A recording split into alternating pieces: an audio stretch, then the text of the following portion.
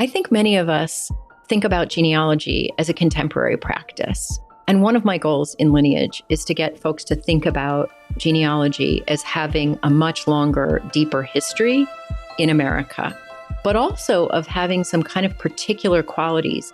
Genealogy has this critical kind of two-edged quality. It is both about emotional impact and instrumental purpose for institutions like governments and other institutions like the church, and it can be instrumental for those families too.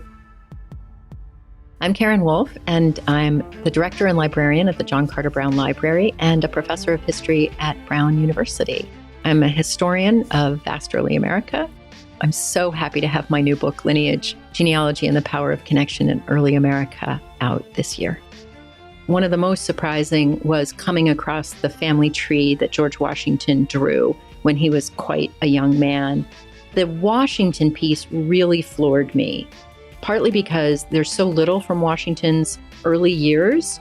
Secondly, because it wasn't well documented, this particular item. It wasn't in the papers of George Washington. It wasn't particularly well cataloged at the Library of Congress where it is. So it hadn't played any kind of role in understanding or interpreting Washington. And it's just such a stunning piece because on one side of this piece of paper is this family tree that he drew, and on the other is a list of people who were enslaved and that he would come to own as a result of the family relationships and the inheritance that he drew on the other side.